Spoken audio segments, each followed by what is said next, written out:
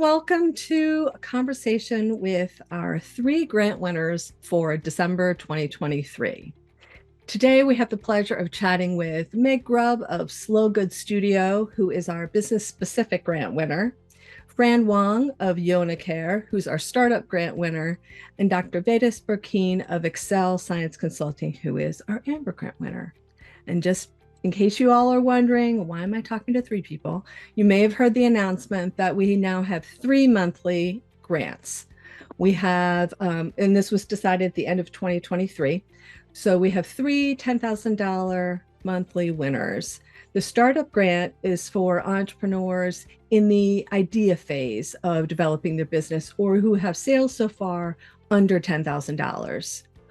The business specific monthly grant is for a company that operates in that month's category, which changes. And so for December, it was fashion and interior design. And our Amber grant is open to all women business owners in the US and Canada. So I'm Marsha Layton Turner. I'm one of several Women's Net Advisory Board members, and I have the great pleasure to chat with our winners and hear their stories. So thank you three for making time to chat with me today. And I thought maybe we just start kind of at the beginning. Could you tell everybody a little bit about your company and where the idea to start it came from? And I'm just going to go based on who's on my screen. Vedas, here at the top. Yes, so I am a scientist by trade and I have a very outgoing personality. So I decided to start a company where we kind of fill in the gap, where people outside of the discipline hire somebody that has a technical experience and is able to communicate that to other people. So a lot of our consultants, we are from academia. We are a group of minority technical scientists, and we support food manufacturers and food safety and occupational safety. We also do STEM initiatives, and our services are just to really support our clients, but we do a lot of SOP development, trainings, you name it, whatever they need, we take on those projects for them. And we have been growing exponentially in the last 2 years. Fantastic. Fran, let's hear about Yona Care. For sure. Hi, everyone. I'm Fran Wang, part of Yona Care. I'm a mechanical engineer by trade, and Yona Care is a redesign of the speculum. If you don't know what a speculum is by name, you've probably experienced it at some point in your life. It's a tool that's used in gynecological and obstetrics procedures. So, if you've gone in for a pap smear or whatever else, you've experienced the speculum. And so if you're like most of the people we've spoken with, it probably wasn't your favorite experience. And so that's what we're working on changing, redesigning that tool. We started out actually thinking about the entire pelvic exam experience as a whole. That whole experience isn't something that people really love. And it was myself and three other women, and we wanted to ask the question of why. Why do we put up with it being so horrible when everything else in our life is so well designed and thought through? But this thing that's so important to our health just doesn't feel considered at all. It's something we just kind of put up with, or we talk about it with our friends, like, oh my God, I just did this thing, it was awful. And so that's where we started. And now we're focusing on the speculum, which is the device itself. Wonderful. Meg, how about telling us a little bit about Slow Good Studio? Thank you. My name is Meg Grubb. My background is in art and design.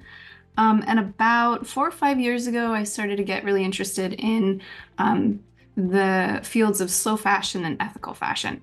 It was something that hadn't really occurred to me for the first 3.5 decades of my life, where my clothes come from, who makes them, things like that. But I began to become more interested in that, and that led me to start to make my own clothing. And as I was experimenting and exploring and making my own clothing, I started to share this with other community, a larger community of makers and creative people that were also interested in kind of knowing the full history of how their clothing was made, what the fibers were used, what the end of life of that clothing looks like. And I met with this really enthusiastic community of people that were interested in things that I was making, and that was kind of the start of the business. From there, I decided to launch this small brand, this small label, and we've been in business for about 18 months, making all of our garments here in the United States and providing customers with a lot of transparency in the supply chain for that garment so that people, when they purchase a piece of clothing, they can know that the person that made that clothing or wove that textile was paid a fair wage and can build a life on that. So awesome. I love the different businesses. It's always so fascinating. So thank you so much for sharing all of that. And now let's talk about business planning, because usually when you're even at the idea phase of your business, you start to think about, is this viable and how would I run it? So we're going to start with Fran this time. Did you develop a business plan? Did you turn to any specific resources that you found were really helpful in developing a plan, or did you not have a plan? Yeah, it's starting to build up a solid plan right now. I think we've always had kind of a conjectural plan, but now we're really hitting the road to make a real plan. And in that process, I've really found that the most helpful thing has been my peers. So other people who have made businesses of their own or in the processes of doing it. I've talked to, I feel like so many people, and they've all been so generous with their time to teach me what they've learned and the pitfalls they might have experienced and to help me avoid those pitfalls. And so I'm really appreciative of just the people around me and the other entrepreneurs out there who've kind of led the way. Awesome. Meg, did you put together a business plan?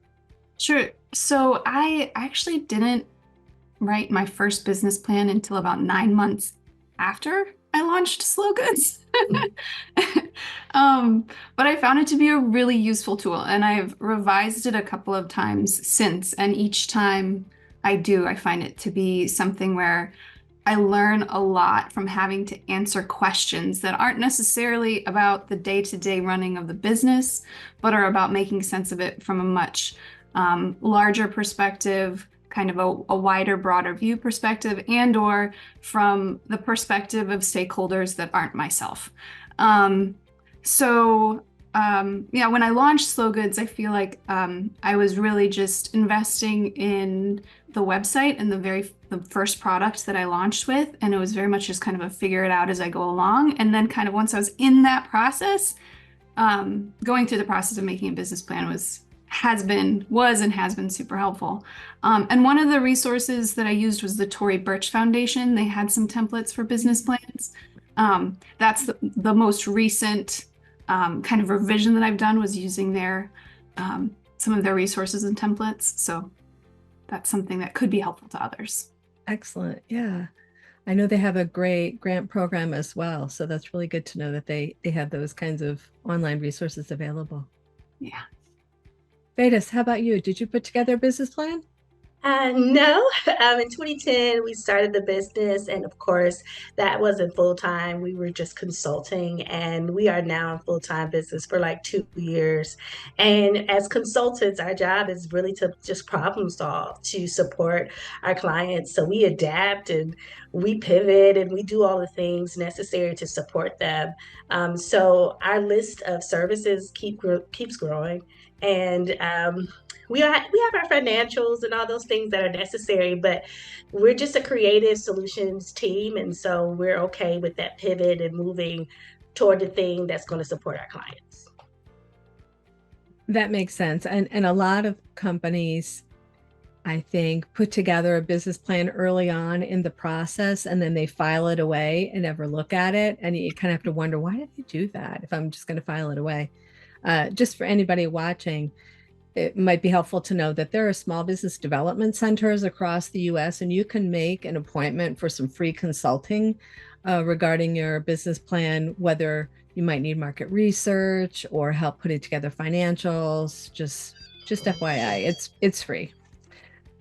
How about, what have you done to spread the word about your business? What strategies have you found effective at letting others know about your brands or your companies? And Meg, let's start with you this time. Have you done a lot of marketing outreach? Sounds like that was your focus early on. Yeah. So I I kind of stumbled into, without a lot of intention, a lot of the marketing that I've done has been via Instagram. And I wasn't really a part of the Instagram community until a few years ago when I started making my own clothing. And it wasn't the brand. I didn't have a business at the time. I just was connecting and learning from other creative people that were also making clothing in the sewist community. And that was just like a really information rich, inspiration rich environment for me at the time as I was learning.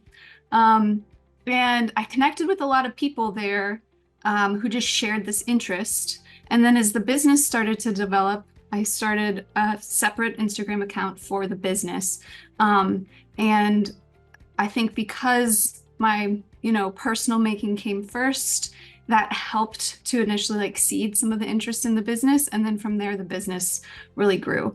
Instagram can be like a weird, I don't know, social media in general can be a very fraught place. So I have mixed feelings on it, but I do know that it's been a really like rich experience and a really connecting experience to find other people that are interested in slow fashion, ethical fashion, making their own clothes, experimenting, kind of all of that.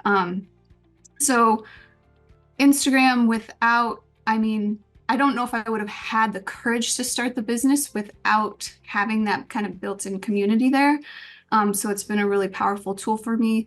At the same time, though, it hasn't been something that I've thought of as a marketer because I'm not doing like paid advertisements. I'm not kind of trying to do that whole algorithm thing yet. So I feel like there's a whole lot more that I should think about in terms of marketing and finding new people that are interested in this business.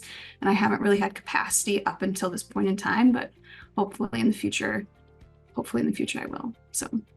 But I think what you did was really smart, and maybe you didn't go about it strategically, but you found your market on Instagram and then developed a business to serve it. So that's great that you were able to sort of verify that there is interest in this. So. Yes, exactly. It felt very fortuitous, very lucky. Maybe not that strategic, but it really worked out. Yeah. But it kind of was. I mean, inadvertently, yes. Exactly. Yeah. Vedas, how about you? How do you market your consulting firm? What has worked? What hasn't worked? It's just being in your field, meeting different people and fostering those relationships. And how this came into full time, I was talking to a food safety person, and they needed help, and I was willing to help. I had the business, and it just rolled into something full time. We try our best to, if you give us the floor, we're going to do 110% to keep that client and to do what we need to do, and that has worked. We are now at our second major organization, and this year we're talking about expanding and doing a marketing, but it's basically being knowing other people. And some people have nominated us for magazines. So we've been in 3 Atlanta-based magazines in the last year. And so that's just been helpful, fostering the relationships, making friends, and word of mouth. And in consulting, I think that's really smart because it's very referral based, isn't it? Yes, yes. And it's a very hard market to get into when you're just saying, hey, we want to support you as a large manufacturer. So it definitely has to be very niched. So it's hard to get into. Yeah. And Fran, how about you? You may not necessarily be doing some of the traditional marketing things, but what are you doing to get the word out? I think Yona's been really lucky and fortunate in that when we started out, Yona was really, in part, we'll call it a thought piece for lack of a better word. We really wanted to just put the idea out there that this could be something better. And so we started out as a way for people to get talking about the pelvic exams and about just reproductive healthcare in general. And so we really started in a place where people were talking about us. And so we haven't done necessarily a concerted effort in marketing, but because we started there, I think a lot of people do know about Yona. And so we have a really strong foundation and feel really, really fortunate for that. Awesome.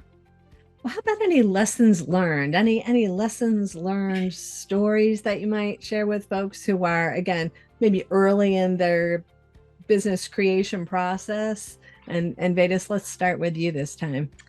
Oh, yes, I have lots. But the biggest one I have is to really ask for help. I think we try to be the superwoman, we try to do everything, and it's very important to stay on your road and what you do. The other, I think, is to prepare for the lean times, to really know your business when it goes up and down, and to make sure you have the finances to get through those seasons. And the last is to use your past experiences to really catalyze you. I was in academics, a dean, running a department by myself, and it prepared me. And I complained probably the whole time, but it prepared me to run my business now.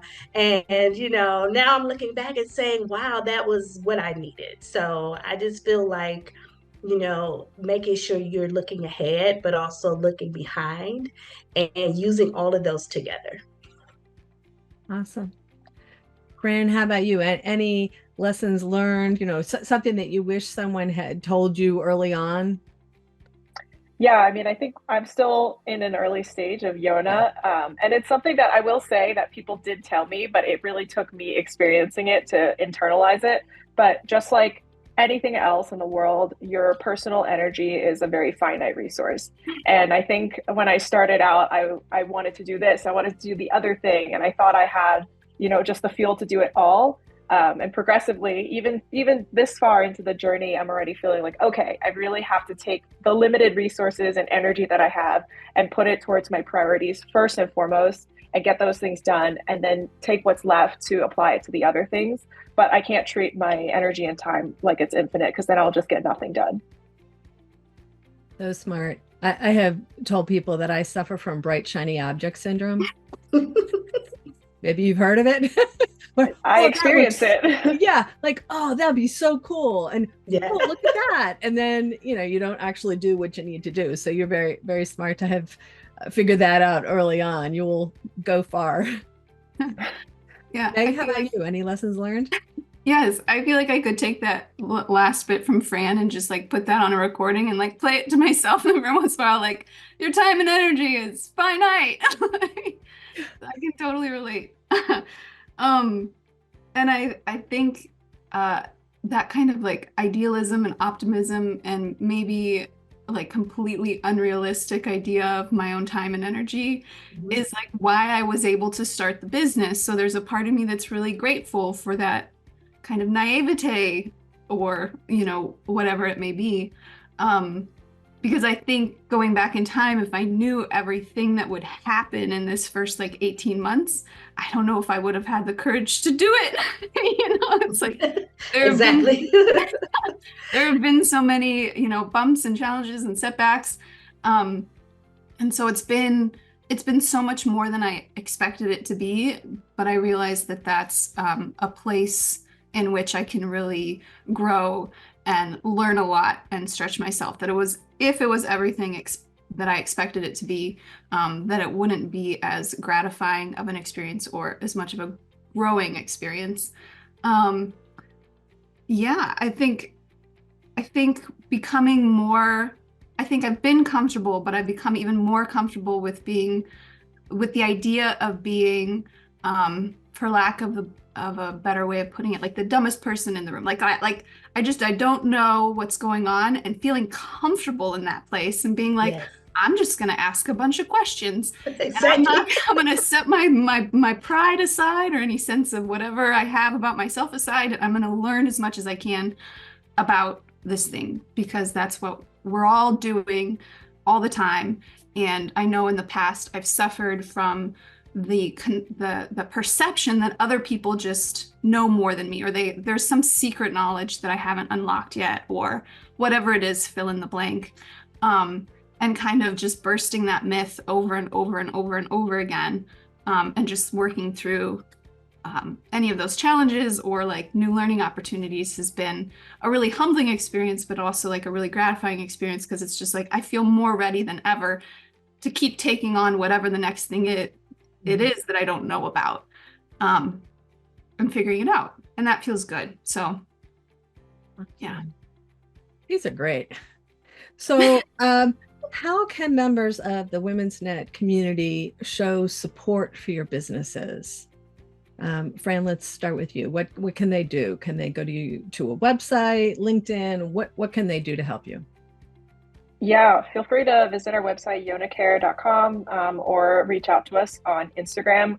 We're constantly looking to learn from people, kind of like Meg said. I think we really love being the dumbest person in the room. We want to hear about people's experiences. We want to hear about what you need. And we want to bring those things into our pathway forward. And so, if you have a strong opinion about something, or if you feel like, if you're a clinician and there's something that needs to happen or needs to change, and you feel so compelled to tell us, please do. We would love to hear it. And then on top of that, I think something that we always tell everybody out there is not even directly related to us, to Yona, but advocate for yourself. We're in the space of reproductive health, and we want everybody to be able to take care of themselves in the way that best suits them and best suits their needs.